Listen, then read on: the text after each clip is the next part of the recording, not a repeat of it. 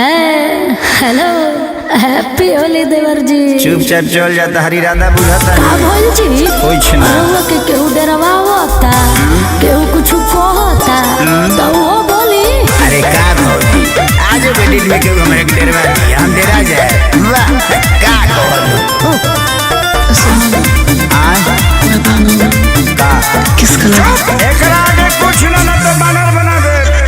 होली में हो जाई बदतमीज देवरो रंगता है कोई गो चीज देवरो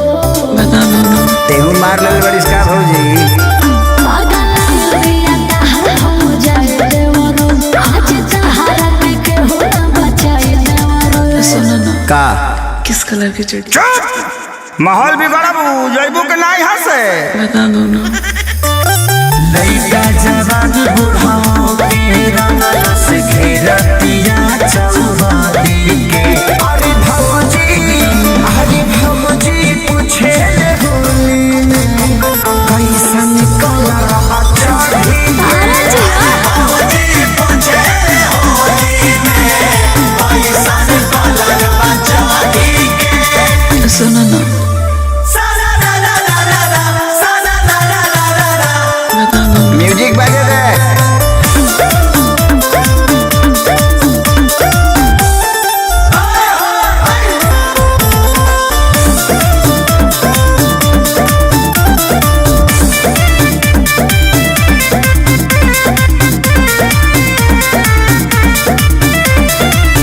अरे सारे मचवले बारू तू तो हकाई भौजी भइल भोले जाने असली लहलका भौजी बोली भैया तो हर लिखल बनावत रंगोली खाली बाटे झोली नहीं होली मरद जदे बोले तमार दे हम गोली मरद जदे बोले तमार दे हम गोली करे जाओ जी भौजैया बोल अब कलर मत पूछी है बता दो ना। साथ छुछुनरे बारू बिया भगुनाइल फीलिंग में आइल लागे सुखारी नदी की अरे भौजी पूछे ले होली में कैसन कलर चढ़ी के अरे भौजी पूछे ले होली में कैसन कलर चढ़ी के दूसर को बाज जाए दे आवा मास्टर जिया हो जिए कहाँ दे तारू हो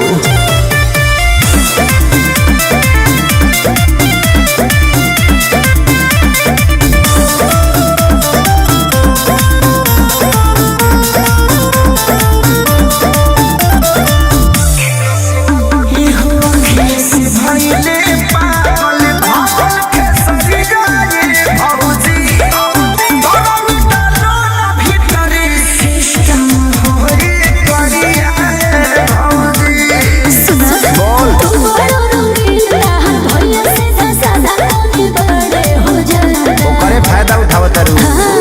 जाए सबके होला साला देवरन में आधा हो जाए सबके होला साला देवरन में आधा गुस्सा क्यों हो रहे हो सर जी? जा ना का जरौले बड़ू मतलब लोग बुझता बता दो ना। धरले गोदी रगड़ले गोदी छेड़तिया हरी की अरे भौजी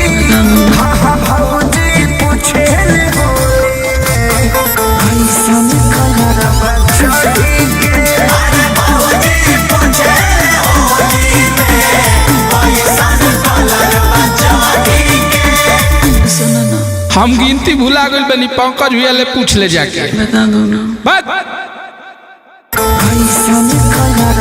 चढ़ी के अरे भौजी पूछे ले होली में कैसन कलर चढ़ी के सुनो ना हम गिनती भुला गइल बनी पंकज भैया ले पूछ ले जाके बता दो ना। बात